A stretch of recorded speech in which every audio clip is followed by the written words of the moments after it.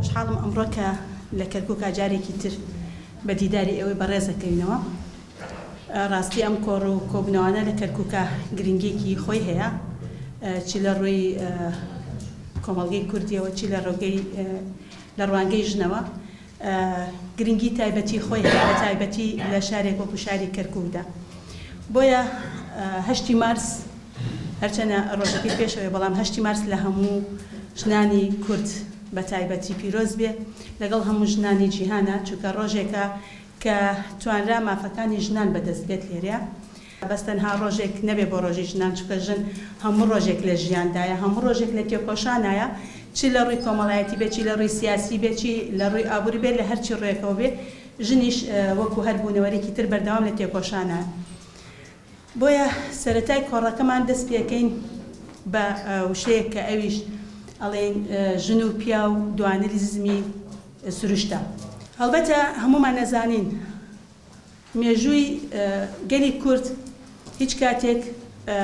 بە چۆن بڵێن کورد نەینووسیوەتەوە، بە تایبەتی لە ڕێگەی مستەشرقەکانەوە نووسراوەتەوە.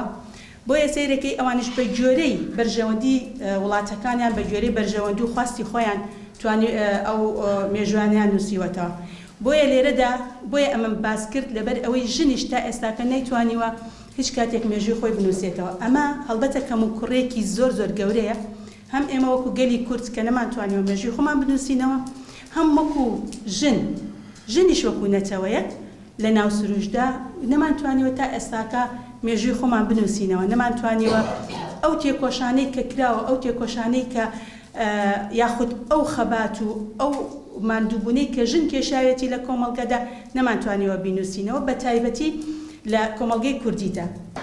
لەبەرەوەی دایک پارێزەری خێزانەکەیە، خێزانەکەش کۆ ئەکاتەوە. پاش ئەوەی کە کۆمەڵگە یعنی لە سروشتی کە مرۆڤەکان لە سروشدا بوونە، لە ئەشکەوتەکاندا بوونە، بەرەبەرە توانوێتی ژن، چونکە ژن هونەرێکی دەستی هەیە، چیغەکانی دروست کردووە، هاتوۆتە خوارەوە لە ئەشکەوتەکانە. ژن لەبەرەوەی هۆنینەوە لە لای ژنە، یعنی ببورن لەوانەیە هەندێک جار پیاوەکان بڵێن ئەی باسی ئێمە بۆ ناکەن، بەڵام هەندێک سروشتی ژن هەیە زۆر جیاوازە لە سروشتی پیاو، لە دڵگەورەی،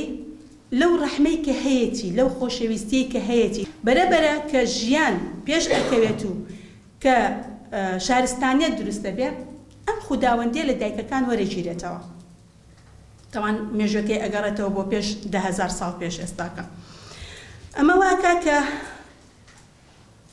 دایک ئەو ڕۆڵە گرنگەی نەمێنێ، بۆیە سێرەکەی عەقڵێتێک دروستە بێ، ئەوش عەقڵێتی دەسەڵاتدارێتیە. عەقڵێتی دەسەڵاتدارێتی ئێستا زۆر لەمەیە باسەکرێ عەقڵێتی یاخود سیستەمی پیاوسالاریە. پیاوسالاری مەبەستی نێر نییە، مەبەستی عەقڵێتەکەی ئەو زەهنیەتەیە کە ئێستا هەیە، ئەو زەهنیەتەیە کە ئەوێت دەسەڵاتی بەسەر هەموو شتێکا بێ. هەڵبەتە ئەمە سیستەمی سەرمایەداری شێکێکە لەو سیستەمانەی کە ئەیانەوێ ئەو عەقڵێتە و ئەو دەسەڵاتە بەسەر کۆی سیستەمەکانی جیهاندا فراوان ببێتەوە بۆ ئەوەی هەموو قازانجەکە بۆ خۆیان بێت. چونکە ئێمە ئەزانین سیستەمی سەرمایەداری لە هەوڵ و تێکۆشانی ئەوەی کە چەندێک ئەتوانێت دەست بگرێ بەسەر کۆمەڵگاکاندا، ئەوەنە ئەتوانێت قازانجەکان لەژێر دەستی خۆی بگرێت. بۆیە باس لەوە ئەکەین کە ئەو سیستەمە، ئەو عەقڵێتە، عەقڵێتی پیاوسالاری، عەقڵێتی دەسەڵاتدارێتی، ئەمە کە بەرەو پێشچوە. بۆیە ئەو خوداوەندیە یاخود ئەو بەڕێ ڕۆڵی ژنی کورد لە تێکۆشانە چی بووە؟ من باسی ڕۆڵی ژنم کرد کە لە ژیانی ڕۆژانەدا، لە ئەشکەوتەکاندا کە چۆن توانیوێتی ژیان بەرەو پێش بخات، چۆن توانوێتی مناڵەکەی گۆشتە. ئەی باشە لە تێکۆشانی گەلی کووردا لەناو کۆمەڵگەی کوردیە چی ڕۆڵێکی هەبووە؟ هەڵبەتە ئێمە ئەتوانین باس لەوە بکەین. ئێستا زۆر عەقڵێت هەیە باس لەوە ئەکەن، ئەڵێن پێشتر ژن تەنها لە ماڵ بووە، مناڵی بەخێوکردە. نانە خێوانیە، ژن لە ماڵ نەبووە، ژن بە پێچەوانەوە لەگەڵ هاوژینیا، لەگەڵ برایە، لەگەڵ باوکیە خەریکی جوود بووە، خەریکی درەو بووە، خەریکی پشتوکاڵ بووە. ئەم داهاتە کەواتە دیسانەوە جارێکی تر ئەم ژنە لە ڕێگەی پشتوکاڵکردنەوە توانوێتی داهاتێک بۆ خێزانەکەی پەیدا بکە، کەواتە دیسانەوە لە ڕێگەی ئابووریەوە لە ماڵ نەبووە، ژن لە ماڵ نەبووە هیچ کاتێ، ژن لە دەرەوە بووە. حتا لە گوندەکانیشمانە ژن لە دەرەوە بووە ژن تەنانەت لە ڕووی ئابووریشەوە هاوکاری خێزانەکەی کردووە لەوانەیە باس نەکرێت چونکە ئێمە کێشەکەمان لە چیە لە سەرەتاوە باسم کرد ژن نەیتوانیوە مێژووی خۆی بنووسێتەوە ئەگەر و باسی ژنانی پێشووتر بکەین ژنا ئەو ژنانانی کە لە ژیانەکانی پێشووترا یاخود لە ئیمپراتۆرەکانی پێشووترا کە توانوێتی ڕۆڵێکی کاریگەری هەبێت لە پاراستنی وڵاتەکەی هەڵبەت ئێمە ئەزانین 2014 نزیکترین کاتە کە ژنان چۆن توانیویانە پاراستن لە خاک و نیشتیمانەکەیان بکەن بۆیە لە هەموو ئەو کۆمەڵگایانەی کە هەبووە ژنان ڕۆڵی کاریگەریان هەبووە بە تایبەتی وەکو خاتوزادینە لەوانەیە زۆر کەس نامان نەبیستوە بەڵام تەنانەت باسی خەڵای دمدمەکەین خەڵای دمدم دوای ئەوەی کە هێرشە کرێتە سەری بەڵام زادینە خانم توانیوێتی ئەو خەڵکە کۆ بکاتەوە ژنەکان کۆ بکاتەوە کە پێیان بڵێ ئەگەر هاتوو شا عەباس هێرشی کردن لەسەر ناوچەکەمان و داگیرکرا ئەو ژنانە چی بکەن دوو ڕێگا یەک خۆکوشت ژەهر خواردنەکەیە دووهەم کە خۆی لەسەر قەڵاکەیە خۆ فرەدا خوادەوە بۆچی لەبەر ئەوەی دەستی دوژمن نەکەوێت هەڵبەتە کێشەکەی ئێمە لێرەیە چییە هەموو ئەو دوژمنانەی کە هەیە بە ژن ئەمان ترسێنن وامان لێ ئەکەن کە ژن شەرەفی تۆیە بەڵام ناڵێن ئایا ئەو خاکە شەرەفی منەدا شەرەفی من نییە بە ژن ئەمان ترسێنن بە ژن ئەمان تۆقێنن بۆیە ئەو کاتەش یان ئەبێ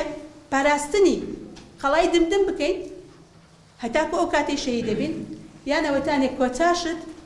خۆمان بکوژین بۆیە دوای ئەوەی کە هاوژینەکەشی شەهید دەبێت کە دوای ئەوەی خەڵای دمدم داگیرەکرێت لەلایەن شا عەباسەوە چیەکات هەڵ ئەستێت بە کۆکردنەوەی جارێکی تر سنوورەکەی خۆی و کۆکردنەوەی ئەو هەرێمەی خۆی و بەڕێوەبردننی ئەو هەرێمەی لەسەر ئەبێ هەتاکو خەڵای دمدمیش ئازادەکە ئەو ژنانی کە لە پەرلەمان هەڵبژێراون ئەوە بەخواستی حیزبەکەیان بووە بەخواستی ژن نەبووە ژنان خۆیان هەتا بتوانن لە کەسی ژنە ئیش بکەن بەڕاستی ژنان لە زووەوە لە جگە لە ئەرکی دایکایەتی خۆیان ڕێخستنیان کردووە من دایکم ڕۆحی شاد بێ دایمەن کەوایەکی هەبوو ئەمە نەقەداقی کرد هەمووی پڕە کرد لە نامە کە ئەڕۆی بۆ لای پێشمەرگەکان نامەی خەڵکی ئەبن ژن لە مێژەوە خەباتی کردووە بە هەموو شێوەیە